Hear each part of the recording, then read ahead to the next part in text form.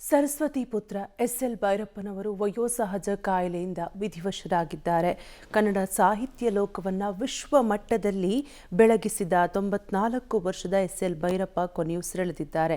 ಈ ಮೂಲಕ ಕನ್ನಡ ಸಾಹಿತ್ಯಕ್ಕೆ ತುಂಬಲಾರದ ನಷ್ಟ ತಂದಿದೆ. ಇವರ ಅಂತಿಮ ವಿಧಿವಿಧಾನ ನಾಳೆ ನಡೆಯುವ ಹಿನ್ನೆಲೆ ಇಂದು ಅವರ ಅಪಾರ ಅಭಿಮಾನಿ ಬಳಗದ ದರ್ಶನಕ್ಕೆ ಬೆಂಗಳೂರಿನ ರವೀಂದ್ರ ಕಲಾಕ್ಷೇತ್ರದಲ್ಲಿ ವ್ಯವಸ್ಥೆ ಮಾಡಲಾಗಿದೆ.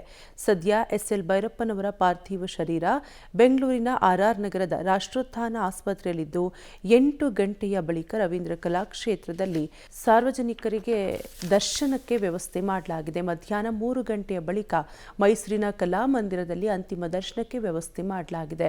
ಶುಕ್ರವಾರ ಸಕಲ ಸರ್ಕಾರಿ ಗೌರವದೊಂದಿಗೆ ಮೈಸೂರಿನ ಚಾಮುಂಡಿ ಬೆಟ್ಟದ ತಪ್ಪಲಿನಲ್ಲಿ ಬ್ರಾಹ್ಮಣ ಸಂಪ್ರದಾಯದಂತೆ ಅಂತ್ಯ ಸಂಸ್ಕಾರ ನಡೆಯಲಿದೆ.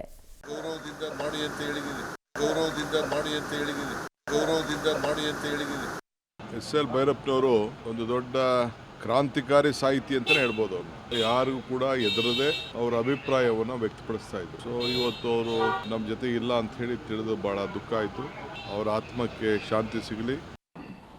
ನಾಡಿನ ದಿಗ್ಗಜ ಸಾಹಿತಿ, ಸಂಶೋಧಕರಾಗಿದ್ದಂತಹ ಅದ್ಭುತವಾದಂತಹ ಕಾದಂಬರಿಗಳ ಮೂಲಕ ಅತ್ಯಂತ ಜನಾನುರಾಗಿಯಾದಂಥ 25ಕ್ಕೂ ಹೆಚ್ಚು ಕಾದಂಬರಿಗಳನ್ನು ರಚಿಸಿ ಕನ್ನಡ ಸಾಹಿತ್ಯ ಲೋಕಕ್ಕಷ್ಟೇ ಅಲ್ಲ, ದೇಶದ ಸಾಹಿತ್ಯ ಲೋಕಕ್ಕೆ ಒಂದು ಬಹುದೊಡ್ಡ ಕೊಡುಗೆಯನ್ನು ಕೊಟ್ಟಂಥ ಭೈರಪ್ಪನವರು ನಮ್ಮ ನಗಲಿದ್ದು ನಮಗೆ ಬಹಳಷ್ಟು ಸಾಹಿತ್ಯಾಸಕ್ತರಿಗೆ ಇರ್ಬೋದು ಮತ್ತು ದೇಶದ ನೈಜ ಇತಿಹಾಸವನ್ನು ಪ್ರೀತಿಸುವವರಿಗೆ ಬಹಳಷ್ಟು ನೋವಾಗಿದೆ.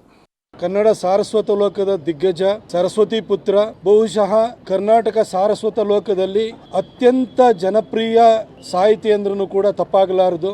ಎಸ್.ಎಲ್. ಭೈರಪ್ಪನವರು ನಮ್ಮ ನಗಲಿದ್ದಾರೆ. 8 ಗಂಟೆಗೆ ಸರಿಯಾಗಿ ಬೆಂಗಳೂರಿನ ರವೀಂದ್ರ ಕಲಾಕ್ಷೇತ್ರದಲ್ಲಿ ಸಾರ್ವಜನಿಕರ ದರ್ಶನಕ್ಕೆ ಇಡಲಾಗುತ್ತೆ.